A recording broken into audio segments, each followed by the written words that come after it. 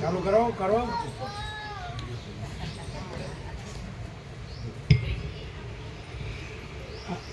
ઓમ ઓમ ઓમ. આખા વિશ્વને આમાં અમારે તો અહીં શું કહેવાનું હોય? સાક્ષાત પરમાત્મા જે આપણને વાણી બોલી રહ્યા છે અને જે સમજાઈ રહ્યા છે, અમે તો એમની આગળ એક સામાન્ય મખતરા કરતા હોય નાના છીએ, અને આ તો વિશ્વવ્યાપી પરમાત્મા છે. એ આપણને ભાન થવું જોઈએ. હવે મેઇન વસ્તુ તો પ્રભુનું જ્યારે અમે સાંભળ્યા ત્યાર પહેલાં અમે જે વ્યક્તિને ભગવાન માનતા હતા, રામ કૃષ્ણ બ્રહ્મા વિષ્ણુ શિવ આદિ અને વ્યક્તિ. હવે મેઇન વસ્તુ તો અહીંયા એક જ જાણવા મળે છે કે વ્યક્તિ કોઈ પરમાત્મા નહીં. ખુદ કૃષ્ણએ ગીતામાં બોલ્યા છે, ખુદ કૃષ્ણ ગીતામાં બોલ્યા છે, હું અવ્યક્ત છું અને મૂઢ લોકો મને વ્યક્તિ તરીકે જાણે છે. આ કૃષ્ણ 2-3 વખત ગીતાની અંદર આ શબ્દો બોલ્યા છે. અમે વાંચ્યું છે, અમે આ જાણ્યું. જ્યારે અમે આ એ લાગ્યું ત્યારે અમારે સત્ય અનુભવાયું કે જે પ્રભુ જે વાત કરી રહ્યા છે કે કેવલ પરમાત્મા, પરમાત્મા સિવાય આ વિશ્વની અંદર બીજું કાંઈ નથી. આ જે દેખાય એ બધો આખું વિશ્વ એક ભાસ છે. આ વાત અહીં સમજાશે. જ્યાં સુધી આપણે વ્યક્તિને માનીએ ત્યાં સુધી આ વાત સમજાય નહીં. કેવલ પરમાત્મા, પરમાત્મા સિવાય બીજી આ સૃષ્ટિ, આ બધા બ્રહ્માંડો એ બધો એક ભાસ છે. આપણને પહેલાં તો એવું લાગતું હતું કે ભગવાન શું છે, એ પહેલાં તો આપણે સમજતા નહોતા.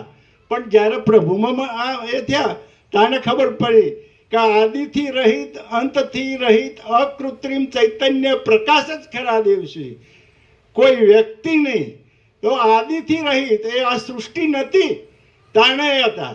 જ્યારે સૃષ્ટિનો લય થઈ જાય તો એ પરમાત્મા રહેશે. અને આ બધું જે છે એ બધું કોઈ અત્યારે આ બધું દેખાઈ રહ્યું છે એ આપણને ભાસ છે, ભાસ. અને એ ભાસ એટલે નથી અને દેખાય છે.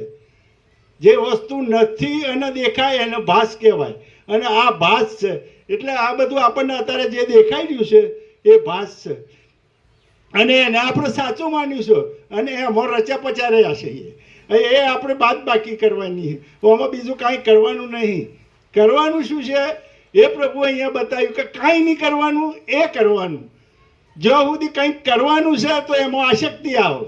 જો કોઈ જગ્યાએ તમને કોઈ મહાપુરુષ બોલે કે આ કરો તો એમાં આસક્તિ છે. શા માટે કરવાનું છે? તો કશાના માટે કરવાનું નહીં.